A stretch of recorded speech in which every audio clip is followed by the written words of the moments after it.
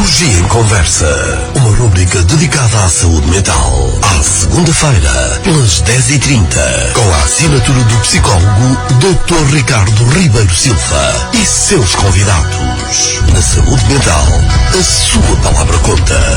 Depressão, ansiedade, fobias, entre outros temas. Psicologia em Conversa. Informar e esclarecer-se. 10h30, sejam bem-vindos a mais uma rubrica de Psicologia em Conversa, como acontece às segundas-feiras, em 15 a 15 dias com um convidado, hoje uma convidada, a senhora professora doutora Alexandra Serra, psicóloga, e que nos vem abordar um tema também tão pertinente, tanto aqueles que já aqui foram abordados e que vamos continuar a abordar nesta temática das doenças mentais. Dizendo que os nossos contactos estão disponíveis através do telefone 255-539-098, também através do nosso e-mail psicologiaemconversa@gmail.com, e associe-se, venha-se juntar a nós se for a sua intenção. Se tiver dúvidas, poderá sempre fazê-lo de uma forma anónima, não tem que se identificar, nós aceitamos o seu contacto mesmo assim. Quero cumprimentar o Dr. Ricardo Ribeiro Silva, a senhora professora doutora também Alexandra Serra, bem-vindos. E doutor, quem é a nossa convidada? Exatamente, Raul. Antes de mais, bom dia, Raul, e a todos os ouvintes, e agradecer à professora Alexandra por estar aqui hoje. E passava então a apresentar a professora Alexandra. A professora Alexandra é licenciada e doutorada em Psicologia pela Faculdade de Psicologia e Ciências da Educação. Ela é membro efetivo da Ordem, professora no Instituto Superior de Ciências da Saúde, na CESP, já desde 1996. Já ia cortar aqui um bocadinho aos anos. Já. Investigadora auxiliar convidada na Faculdade de Psicologia e Ciências da Educação da UP, e coordenadora científica do grupo de investigação 5LAB. Li bem, professora, certo? Exatamente. É diretora executiva da spin-off da Universidade do Porto, e depois, claro, tem trabalho em investigação, publicações e intervenção na área da inclusão social, igualdade e não discriminação, na inovação social, mediação do impacto social. São as áreas de atuação aqui da professora, que hoje vem-nos falar aqui um bocadinho de quando o amor passa a ser uma doença, não é? E certo, começámos por aí, professora. Exatamente. Afinal, porque é que é importante hoje estarmos aqui a falar deste tema? Antes de mais, bom dia e muito obrigada pelo convite para estar aqui convosco.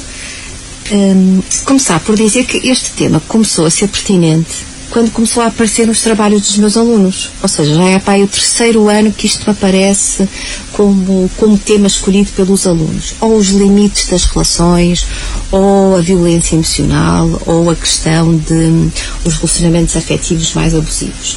E eu comecei a perceber que isto provavelmente era uma preocupação para os mais jovens. E que nós sabemos que isto de facto é uma preocupação para a comunidade, para a sociedade. Que é um tema cada vez mais falado, não é? Mesmo nos meios de comunicação social, não é? Quantos programas se fazem muitas vezes. E muitas vezes nós falamos sobre a violência doméstica, mas que, como o Ricardo já disse, é um dos meus temas de interesse, mas obviamente convém muitas vezes nós pensarmos sobre os fatores que estão subjacentes a esta questão da violência doméstica. Exatamente. E esta questão este tema, quando o amor é uma doença, nem sempre o amor é uma doença. Ou seja, nós quando falamos, há efetivamente uma perturbação, que é a perturbação de personalidade dependente, que está muito relacionada com a possibilidade de haver um relacionamento abusivo. As pessoas que têm este tipo de personalidade querem muito ser cuidadas, são submissas, são dependentes, precisam muito do outro para as suas decisões, para as suas resoluções do cotidiano. Isto não quer dizer obrigatoriamente que tenham que estar numa relação abusiva. Professora, isso vai um bocadinho ao encontro aqui de uma questão que nós recebemos, que diz o seguinte: quando é que podemos entender sinais de que a relação pode não estar a ser saudável? Ou seja, é muito isso, ou seja, perceber antes já um comportamento, não é? Que pode indicar essa situação. Já agora esta questão foi-nos deixada no Instagram pela Karine. Essa questão é muito pertinente, porque não é preciso ter uma perturbação de personalidade para estar numa relação abusiva. E ainda bem, porque senão havia muitas perturbações de personalidade e isto não acontece. Os relacionamentos abusivos, a maior parte das vezes, não tem a ver com patologia, tem a ver com formas de funcionamento e maneiras de ser. Eu diria que um dos principais indícios é a ausência de limites, a ausência de privacidade. Ou seja, efetivamente, quando se está numa relação, tem que haver cedências e há toda uma articulação e há toda uma comunicação. Há uma vida em conjunto, digamos assim. Mas é necessário manter aqui um espaço para cada uma das partes, não é? Pois, é o que muitas vezes acontece. E é exatamente o que acontece. Quando estes limites são ultrapassados, pelo menos uma das pessoas começa a sentir-se um bocadinho sufocada, não é? Muitas vezes a relação continua a ter momentos bons, mas parece que são mais os momentos maus, que há ali uma série de emoções negativas, que há a sensação de que deixa de se fazer aquilo que se gosta mais, que se fazem cedências a mais, que muitas vezes, e isto ouve-se muito na clínica, como o Ricardo sabe, eu também faço clínica, parece que não consigo ser o próprio, a própria, não é? Não consigo transmitir aquilo que verdadeiramente eu quero. É como se sentisse um boneco, não é, doutora? Nas mãos do outro. E por norma, como a doutora estava a dizer, normalmente a pessoa mais frágil é que normalmente se apercebe de que os limites estão a ser ultrapassados. É muito bom que se aperceba. É muito bom que se aperceba, porque é um sinal de que efetivamente está a ser saudável e está a cuidar de si própria. O problema é quando não se apercebe que efetivamente os seus limites emocionais, os seus limites financeiros, os seus limites sociais estão a ser ultrapassados e se deixa... O problema se inige na onda. Exatamente. Isto é uma coisa muitas vezes tão gradual, não é? Vem uma coisa, vai alterando outra, daqui a pouco está tudo alterado.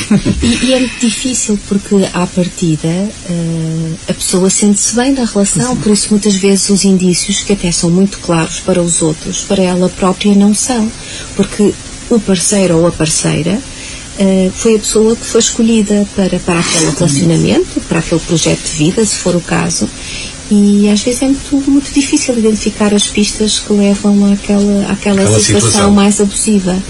E então o saber identificar e parar, eu diria, Raul, que é excelente. O problema é quando isto não acontece e a pessoa se vê envolvida durante tanto tempo em relações que são muito destrutivas e... Como a doutora falou, pode ser muitas situações, pode ser financeiro, pode ser até o social, que a pessoa tem vergonha de quebrar a relação porque está numa ligação pronto, que lhe dá algum status com a pessoa qualquer, não é? Pode haver aqui pode ser muito variável esta circunstância. E pior quando já há filhos, já há casa, já há uma vida construída. Exatamente. E estas coisas são importantes, não é? Todos estes pilares que nós vamos construindo em torno da nossa imagem, da nossa vida, e muitas vezes as pessoas estão neste relacionamento e têm que ponderar o que é mais importante e o que não é. E muitas vezes nestes relacionamentos também menos saudáveis há um afastamento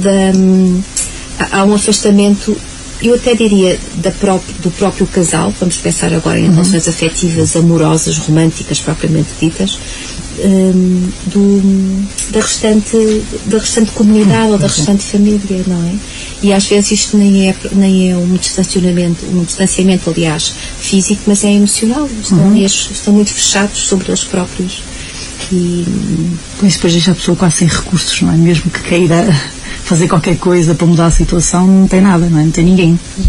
Às vezes é muito difícil porque porque se quer manter a imagem, porque depois há uma determinada depois tem que saber que tem alguma vergonha, alguma sensação de que... Ou até porque na família não é muito comum haver às vezes uma separação e ter medo de avançar, mas para quem está na nossa companhia neste momento, doutora, e que se esteja a sentir um bocadinho nisto que nós estamos aqui a falar, qual é o primeiro passo que deve fazer? Tendo consciência dessa situação, eu diria que a primeira coisa a fazer é pedir ajuda, porque é uma situação demasiado complexa, não acha, Ricardo? Para simplesmente tomar esta decisão. E depois isto depende do tipo de relacionamento que nós estamos aqui a falar, se é um casal de namorados ou de namoradas, se é um casal de pessoas que já têm aqui um relacionamento mais sério, já têm um projeto. E isto também depende do nível de ajuda então que pode ser procurado. Muitas vezes há um amigo ou uma amiga ou alguém mais próximo que pode ajudar, outras vezes é necessário recorrer à ajuda mais especializada. E às vezes é importante as pessoas perceberem que há serviços onde as pessoas podem recorrer, não é?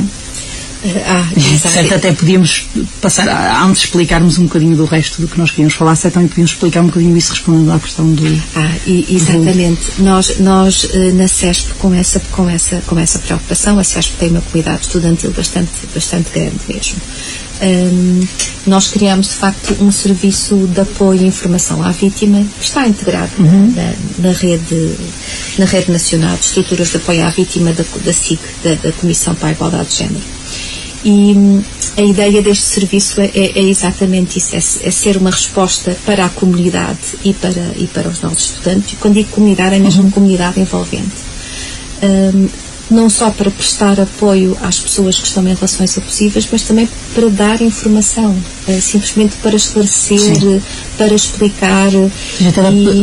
Muitos ouvintes, professora, peço desculpa interromper, que até podem estar com alguma dúvida, até pode ser uma forma de eles esclarecer algumas dúvidas que hoje ficaram aqui, não é? Exatamente. Acho que são serviços que acabam por esclarecer, não é? Muito melhor. E a professora podia dizer que forma é que os ouvintes podem chegar a... Tem essa linha de apoio.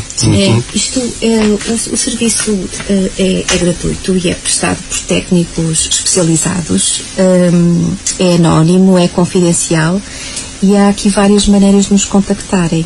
Há o e-mail, que é mesmo servicoapoiovitima@ces.pt, e temos o telefone, que é o 224 157 aliás, 270. Também temos Instagram, que é o saiv@cesp, _CESP, não é? Que também nos podem contactar. Sim. E nós estamos totalmente disponíveis no site da CESP. Se não teve agora a possibilidade de anotar este telefone ou esse e-mail, tem sempre a possibilidade lá, se calhar, de descobrir na página da CESP estes contactos. Até podemos deixar... Ou deixamos depois na nossa publicação. Nós optamos por ter uma rede própria, porque o site da CESP é tão vasto. E então nós temos a nossa página de Facebook e a nossa... que é a SAIV, que é S-A-I-V de vento, para não haver... Os ouvintes. Exatamente. Sim, é importante. Eu acho que é muito... Nós já uma vez tivemos aqui a falar um bocadinho sobre estas questões da violência doméstica, já demos também algumas soluções às pessoas em termos de contacto. Eu acho que nunca é demais haverem serviços, não é, para apoiarem as pessoas e as pessoas saberem que podem recorrer a eles. Mas certo, fugindo agora outra vez um bocadinho a esta questão, eu acho que certo era importante percebermos, mas afinal há limites que nós podemos definir como a partir daí, não pode ser. Tem que parar as coisas. Está a correr mal. Claro que há. Sempre que a dignidade da pessoa fica posta em causa, sempre que o bem-estar psicológico da pessoa fica posto em causa, é um limite perfeitamente inultrapassável, digamos assim. Pelo menos que deverá obrigar a pessoa a parar e a refletir sobre o seu relacionamento. Estou aqui a pensar, isto pode ser algo pontual, claro. Não é? Todos nós temos os nossos momentos maus, ou pode ser algo continuado no tempo, não é? E aí é que está o problema. E aí é que está o problema. Mas eu diria que o maior problema é, de facto, a pessoa que está nesta relação menos saudável e a pessoa que está a ser mais lesada não ter esta consciência. E às vezes os de fora conseguem perceber-se isso e a pessoa não. Pois, e muitas vezes até leva, isso é interessante porque isso leva à quebra de laços, não é? Porque a pessoa pensa, está a dizer aquilo, não quero que eu esteja, ou aquilo já está a ver filmes onde não existe, não sei o quê, porque a pessoa não aceita muitas vezes, não é? Eu imagino que seja muito, muito complicado estar numa situação em que se é próximo desta figura que está nesta relação e que se quer ajudar, inclusive que se é confidente, e que sente muitas vezes que, apesar dos seus conselhos, das suas sugestões, que a relação continua. E isto é muito complicado de gerir, porque pela minha experiência, pelo menos, não vale a pena junto de numa relação abusiva, e principalmente numa pessoa que não tem consciência de estar numa relação abusiva, não vale a pena chegar junto dela e dizer-lhe que tu estás numa relação abusiva por causa disto e daquilo, porque leva exatamente a isso, Ricardo. A pessoa sente-se acusada e afasta-se. E ao afastar-se fica ainda mais isolada e perde ali um ponto de suporte.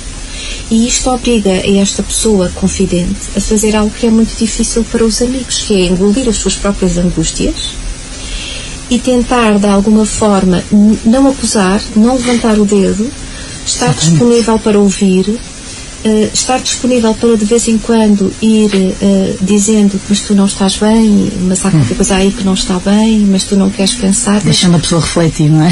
Porque a decisão em última instância é sempre da pessoa que está na relação, e isto causa uma angústia imensa a quem quer ajudar. Verdade. E quem teoricamente queria tomar a decisão por ela, mas isto é impossível, mas que não é? E certo vem ao encontro, professor, de outra pergunta que nós tivemos, que é o seguinte: como ajudar uma pessoa que, por muito que digas para largar, ela não larga a relação tóxica? É muito isto, não é? Ou seja, quanto mais digas, não vai ajudar em nada, não é? Vai afastar cada vez mais a pessoa para essa relação, não é? Pois, e foi o que eu já disse, depois o afastamento leva a um isolamento muito grande, por isso. Eu acho que a pessoa que fez esta pergunta tem que ponderar se aguenta ser esta figura de suporte, porque também é preciso termos isto em conta. Exatamente. E se aguentar ser esta figura de suporte, manter-se perto, manter-se disponível.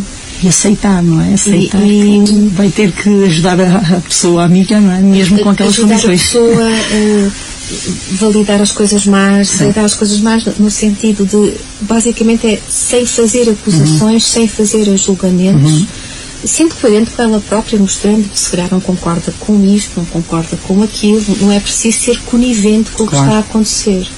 É simplesmente dizer, apesar de eu não concordar, eu estou aqui para o que tu precisares, e quando tu quiseres sair, sem ser incisivo, sem estar ali. E se tu quiseres estar, eu também estou aqui, não é? E isto é preciso treino. Nós sabemos disso, não é, Ricardo? Sim, é muito difícil. E assim, ainda para mais quando estamos a pôr isto numa situação de uma pessoa que amamos à partida, não é? Exatamente. Ou seja, é muito difícil ver a pessoa passar para aquela situação e pronto, olha, eu vou estar aqui. Não é? Essa parte é mesmo muito difícil, mas é essencial. É um sentimento de impotência horrível, ver a pessoa afundar-se e não conseguir, e sentir que não consegue tirá-la de lá.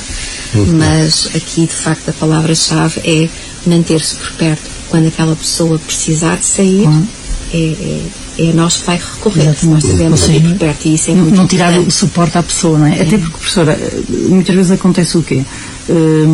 A própria pessoa que é agressor dentro da relação acaba por querer afastar, não é? Quando vê que os outros se intrometem muito, não é? Ou seja, isso também acaba por ser uma situação que implica ali uma clivagem, não é? Entre a pessoa e as suas relações sociais e as pessoas que convivem, não é? Isso acontece muito frequentemente, obviamente, não é? Uma das estratégias de qualquer pessoa que tem esta predisposição para ser mais controladora, mais autoritária. O seu poder aumenta se, obviamente, se afastarem todos os obstáculos que estão à volta da pessoa, não é? É muito mais o domínio é muito maior, não é? Exatamente. Não é? Não, e a questão é que isso é muito visível, não é? Nós ainda noutra vez falávamos um bocadinho dessa situação e nós íamos percebendo isso, esse perfil de domínio, não é? Sobre toda a vida da outra pessoa, faz com que ela depois se limite a isso, não é? Muitas vezes já financeiramente já é a dependência, emocionalmente já é essa dependência, e depois, quando não há mais nada à volta, aí a dependência é total, não é? E depois, quando nós estamos aqui a falar mesmo de vítimas de violência doméstica, e muitas vezes mulheres, nós sabemos que as estatísticas indicam, não é estereótipo, nós às vezes encontramos mulheres completamente isoladas, completamente sozinhas, que de facto, se não são os serviços que existem, não têm mais ninguém a quem se dirigir, porque a uma dada altura, eu acho que não é por mal, mas quem está à sua volta vai desistindo, porque já fez algumas tentativas e que não resultaram. Exatamente. Daí o amor se tornar uma doença, não é? Sim, exatamente, porque compromete completamente o bem-estar destas pessoas. Era importante então perguntar assim, professor, se eu lhe pedisse assim então resumir em algumas palavras Afinal, como é que as pessoas podem identificar que o amor está a ser uma doença neste momento? Ou seja, ainda não há esta situação tão grave de violência doméstica, mas o amor está a ser um problema. As pessoas usam muito a expressão a minha relação é tóxica. E depois, quando nós queremos perceber melhor, mas tóxica como? Eu diria que o que surge mais como referência é há discussões. Eu não diria que a discussão, o discutir, seja aqui o ponto essencial. Mas até é importante, porque é preciso discutir e é preciso... acho que é preciso vermos o que é que está por trás das discussões e o que é que motiva estas discussões. E nós muitas vezes vemos que as discussões acabam por surgir exatamente porque há esta dificuldade, por exemplo, em gerir o tempo do casal, em fazer cedências, em decidir quem é que desiste de quê, quem é que tem que abdicar de quê. E isto torna-se uma constante. E há alguém que sente que está sempre a fazer cedências, que os seus direitos, digamos assim, não são respeitados, que os seus limites não são ultrapassados, não são respeitados, estão continuamente a ser ultrapassados. E eu acho que isto é um indício. Supostamente está-se numa relação para se ser feliz, para sentir que o outro está a corresponder àquilo que nós necessitamos, que há reciprocidade, que há cedência de parte a parte, que há respeito de parte a parte, que há uma resolução de problemas que é feita de forma conjunta, de forma construtiva. Se isto não acontece é porque alguma coisa não está bem, não é? Já nos dá ali já nos mostra aí que certo aquele amor já não está a ser um amor, vamos dizer assim. Pelo menos já não está a ser a fonte para consolidar a autoestima, a autoconfiança, ser o mote para as pessoas serem felizes e estarem bem. E é isso que é suposto, não é? As relações afetivas nos darem, é de facto serem aqui uma plataforma para o nosso bem-estar, para a nossa felicidade. Exatamente, professora. E eu deixava aqui uma questão, só para as pessoas também depois entenderem um bocadinho, ou seja, nós já fomos falando aqui de formas de como conseguirmos ajudar as pessoas, não é? Seja através destes amigos, vamos dizer assim, que podem funcionar como um suporte, ou familiares, ou de serviços que acabem por apoiar as pessoas. É ter importante só para as pessoas perceberem. Depois, vamos imaginar que a pessoa até contacta um serviço qualquer, depois como é que funcionam as coisas, só para as pessoas perceberem na prática como é que as pessoas são apoiadas, como é que se desenrola a situação. Há vários tipos de apoio que estes serviços costumam prestar. Mas vamos lá voltar um bocadinho atrás. No fundo, qualquer serviço de psicologia e qualquer serviço que esteja aberto à comunidade pode ajudar estas pessoas numa primeira fase, não é? O serviço de psicologia num hospital, num centro de saúde, numa escola, por exemplo, que é um sítio ótimo para referenciar estas questões nos mais jovens. A partir daí, entrando numa estrutura um bocadinho mais especializada, há vários tipos de apoio que podem ser dados conforme a necessidade, mas eu diria que essencialmente temos aqui o apoio psicológico, o apoio social, psicossocial e, quando é necessário, o apoio jurídico, não é? Em termos do apoio psicológico, pode ser feito um acompanhamento mais curto, quase um acompanhamento na crise, depois a pessoa pode não precisar de mais nada, ou pode haver um acompanhamento mais prolongado. Este acompanhamento psicológico pode ser acompanhado de algumas medidas com uma natureza mais social. A pessoa pode precisar de sair de casa, a pessoa pode precisar de procurar um novo emprego, a pessoa pode precisar de resolver uma série de situações relacionadas com os filhos, por exemplo. As questões jurídicas são necessárias também quando há, por exemplo, quando há um casamento, quando há necessidade de tratar do tutela dos filhos, etc. Não é? Por isso há aqui eu diria uma diversidade de valências que depois são ativadas de acordo com as necessidades das pessoas.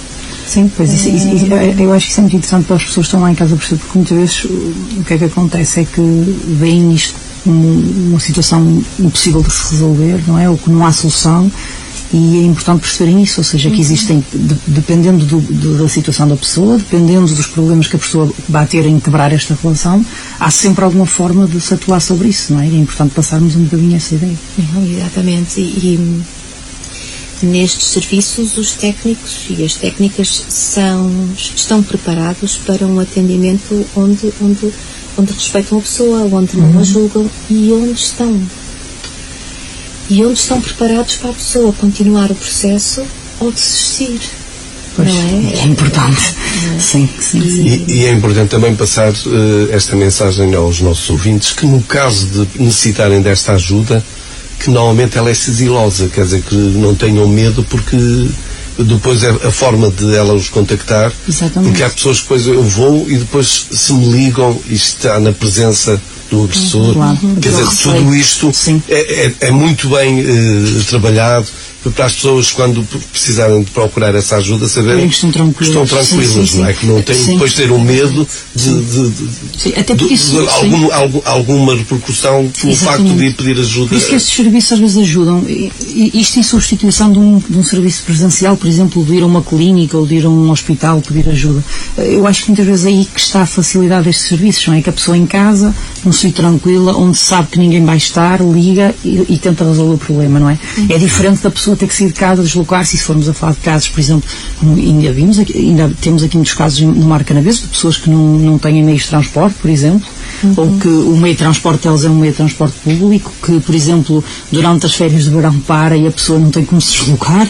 A pessoa pode ter medo ao tempo de deslocar, que o agressor até telefone e perguntar onde é que andas, porque depois há esse domínio, poderá haver esse domínio, não é? Da perseguição. Pensando concretamente no SAIV, já tivemos situações de ordem vária. Nós fazemos atendimento presencial e temos o nosso espaço, mas também fazemos atendimento à distância, até porque nós criamos o SAIV em julho de 2021, isto faz agora um ano, e ainda estávamos nas questões do Covid, e ainda estamos. E nós já fizemos outra coisa. Nós temos um protocolo de cooperação com a Câmara de Paredes, porque a Câmara de Paredes presta o apoio jurídico e psicossocial e nós prestamos o psicológico. E nós muitas vezes deslocamos-nos nós à Câmara para fazer o atendimento, exatamente por causa destas questões de preservar ao máximo a vítima, protegê-la. Nós estamos aqui a falar de violência doméstica, é um crime público, não é? Exatamente. E é muito importante aqui proteger a vítima e ela sentir que criar aqui uma rede de suporte que tem como prioridade ajudá-la, mas protegê-la também de qualquer tipo de consequência que possa surgir desta tentativa de contacto e desta tentativa de ajuda que ela está a fazer. Dr. Ricardo, nós temos o tempo aqui é o nosso maior. É contado, é verdade. Certo, deixávamos só muito rapidamente. Eu vou só passar ali os contactos ao Raul e o Raul deixava só novamente aí os contactos. No caso de precisarem de ajuda e o SAIB, como a doutora falou, o contacto é o 224-157-270. Eu vou repetir, 224-157-270. Ou então, caso queira escrever e expor o seu problema por e-mail, é servicoapoiovitima@cesp.pt. Estes são os contactos que poderá fazê-lo. Caso de ter qualquer dúvida nestes contactos, mesmo através da rádio, ou nós mesmo, quando publicarmos ainda a rubrica de hoje nas nossas redes sociais, deixamos lá estes contactos também para que as pessoas possam tranquilamente ter acesso aos mesmos. Muito obrigada. Dr. Ricardo, vamos dar por concluído, agradecendo mais uma vez à senhora professora doutora Alexandra Serra pela sua presença. Muito obrigado.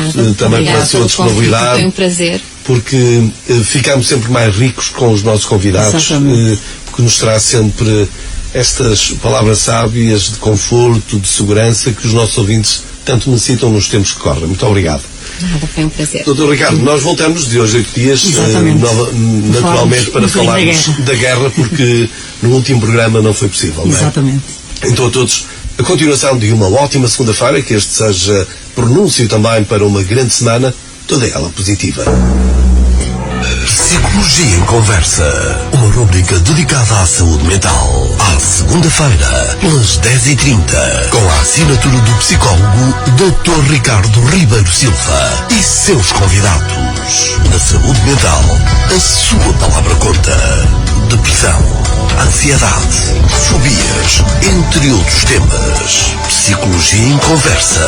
Informar e esclarecer.